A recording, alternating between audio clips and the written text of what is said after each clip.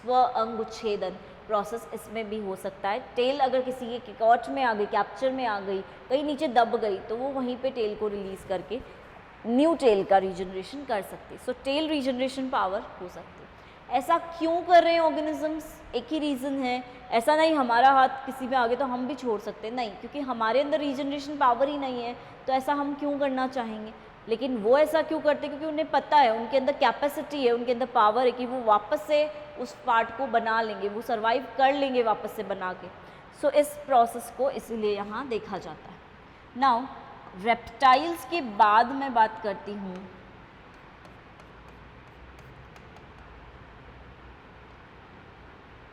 Aves की, birds की। तो बर्ड्स में इतना रीजनरेशन पावर नहीं है, बट उनकी बीक्स में रीजनरेशन पावर देखने को मिल सकता है। कुछ ऑर्गेनिजम्स की बीक्स रीजनरेट हो सकती हैं। सो फिर भी इतना रीजनरेशन नहीं है। और लास्ट टॉपिक हमारा आता है, इट्स अबाउट मैमल्स। मैमल्स आप जानते हैं, मैमल्स में लिवर में, स्किन में यही रीजनरेशन मिले, इससे ज़्यादा कहीं रीजनरेशन पावर देखने को नहीं मिलेगी। तो ये हमारे कुछ एग्जाम्पल्स हैं जो हमने सब में देख लिए। ऑलमोस्ट एग्जाम्पल्स हम कंप्लीट कर चुके हैं। एंड ये ऑब्जर्व हो रहा है इन एग्जाम्पल से कि रीजनरेशन पावर बहुत स्ट्रॉन्ग होती है, अच्छे से देखने को मिलती है, और बहुत सारे ऑर्गेनिजम्स ऐसे हैं जो अपने आप को इस रीजनरेशन पावर की वजह से डेवलप कर पा रहे हैं या बचा पा रहे हैं, बोल सकते हैं हम। ठीक है, अब बात करेंगे हम टाइप्स ऑफ रीजनरेशन की। टॉपिक आता है हमारा, टाइप्स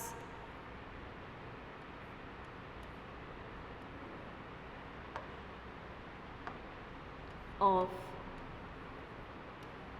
regeneration।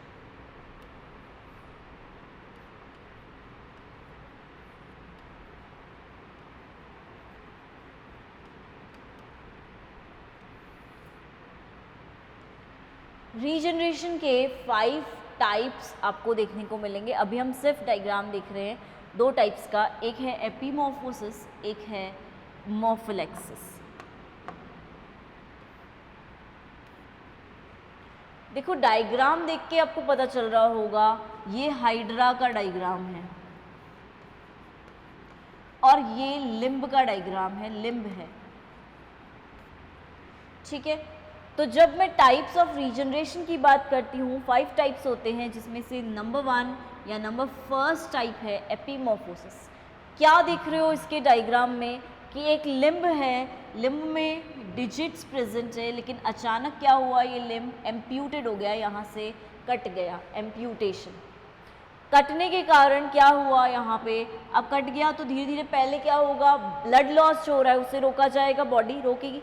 ब्लड लॉस के बाद जो टिश्यूज़ हैं वो माइग्रेट करते हुए, डिवाइड करते हुए ऊपर की तरफ आएंगे, कवर बनाएंगे, टिश्यूज़ बनेंगे और बन के वापस से यहाँ पे क्या होगा, पहले ब्लास्टेमा बनेगा। ब्लास्टेमा क्या है, एक बड लाइक कली के रूप में, एक बड के रूप में संरचना है जो कटते ही फॉर्म हो जाती है, क्योंकि सेल्स प्रोलिफरेट करने लग जाते, सेल्स डिवाइड करने लग जाते, बहुत सारे सेल्स आके इकट्ठे हो जाते, तो ब्लास्टेमा एक कलिका रूपी संरचना बनती है।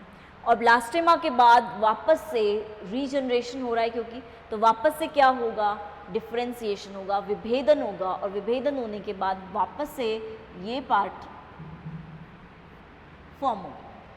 यानी कि लिम्ब रीजनरेशन, जहाँ जो पार्ट लॉस हुआ है वो का वो पार्ट वापस से बन जाता है। लिम्ब रीजनरेशन किसमें देखने को मिलेगा, सेलेमेंटर्स में, यूरोडेला के मेंबर्स में, एम्फीबियंस में। ठीक है, तो सेलेमेंटर्स में जो फर्स्ट प्रोसेस आता है वो है एपीमॉर्फोसिस।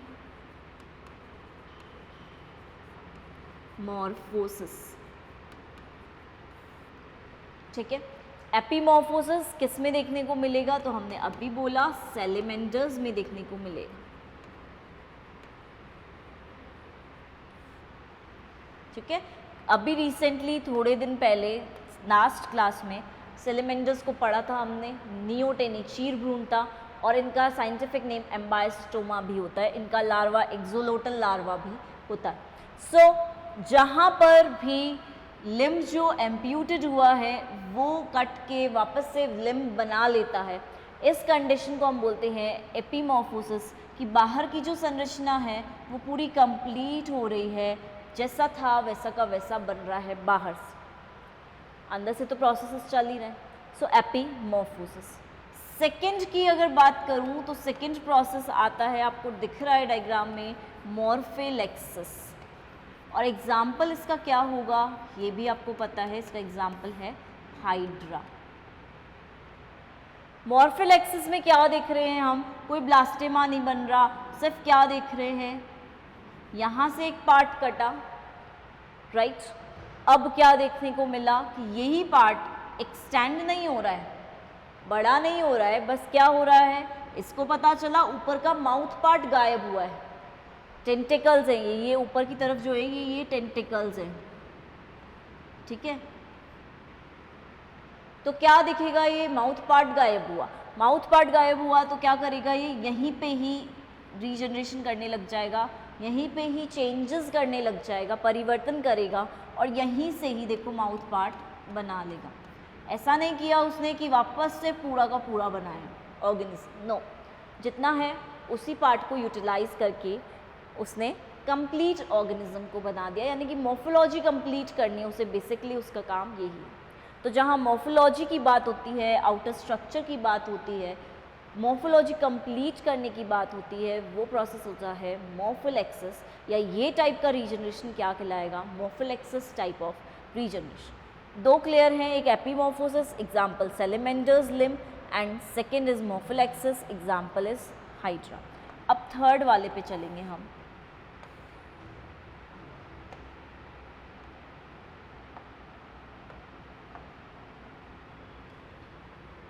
थर्ड आता है सुपर रीजनरेशन।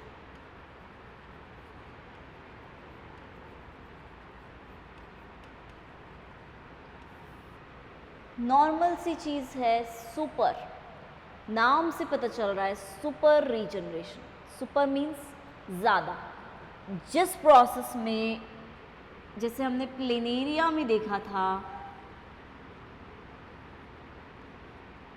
अगर एक कट लगा तो 2 हेड रीजन, 2 कट लगे तो 3 हेड रीजन, यानी कि पार्ट में डिवाइडेड हो गया। तो इस कारण से क्या हुआ,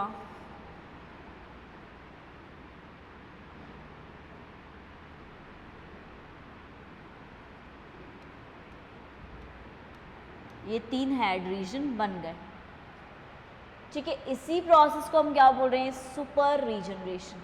जब कट लगता है तो इसको हम इंसीजन भी बोलते हैं, कट लगना, इंसीजन, ठीक है। अलग नहीं हुआ है ये पार्ट, सिर्फ कट लगा, इंसीजन हुआ है, 3 हेड रीजन। या फिर मैंने बोला यहाँ कट लगा तो क्या होगा, यहाँ पे ऐसे 2 टेल रीजन्स,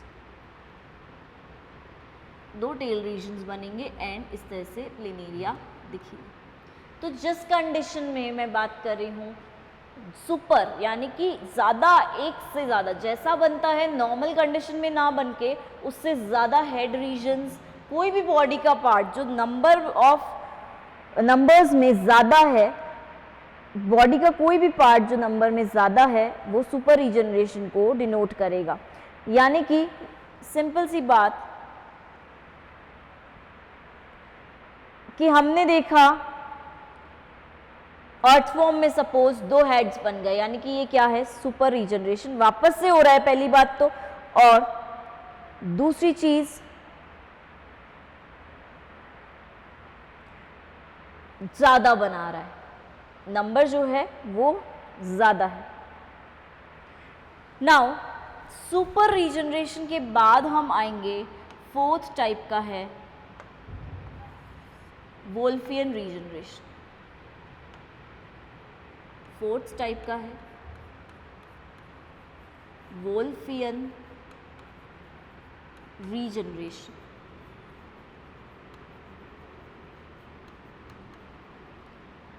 अब नाम इसको हमने क्या दिया है, वोल्फियन रीजनरेशन।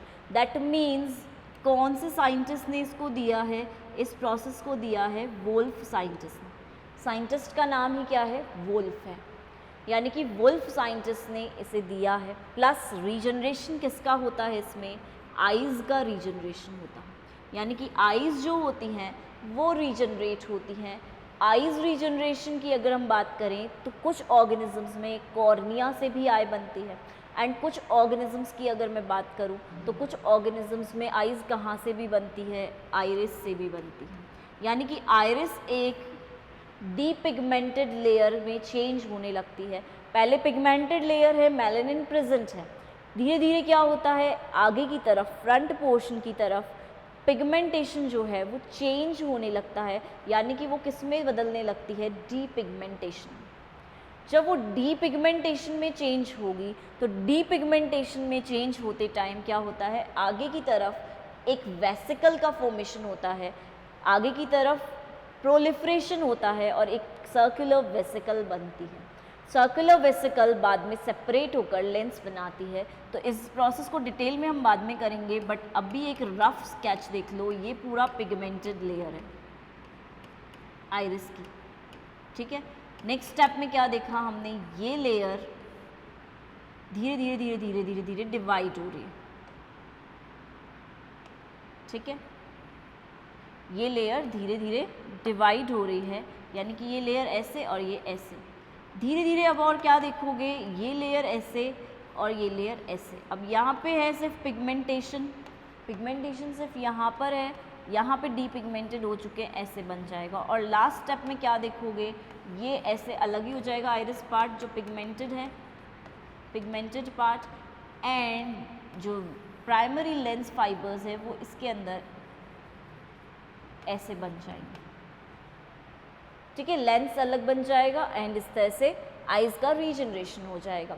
सो लेंस की अगर बात करते हैं तो मोस्ट प्रोबेबली लेंस में कौन सा प्रोटीन होता है, क्रिस्टलाइन प्रोटीन प्रेजेंट होता है। तो जहाँ हमने बात की सबसे पहले एपीमॉर्फोसिस, यानी कि बाहर का स्ट्रक्चर बन रहा है, लिम्ब रीजनरेशन हो रहा है। मॉर्फोलैक्सिस यानी कि संरचना जो है, मॉर्फोलॉजी जो है वो डेवलप हो रही है, और मॉर्फोलॉजी डेवलप होकर हाइड्रा के अंदर देखने को मिल रही है। थर्ड हमने पढ़ा सुपर रीजनरेशन, मोस्टली प्लेनेरिया ऐसे ऑर्गेनिजम्स में देखने को मिलेगा। नंबर ऑफ ऑर्गन्स जो हैं वो ज़्यादा बन रहे हैं। वोल्फियन रीजनरेशन आइज़ का रीजनरेशन है, वोल्फ नाम के साइंटिस्ट ने स्टडी किया, इसलिए हमने इसको नाम दे दिया वोल्फियन रीजनरेशन। नाउ लास्ट आता है हमारा हेट्रोमॉर्फिक, विषम भी बोलते हो इसे, हेट्रोमॉर्फिक रीजनरेशन।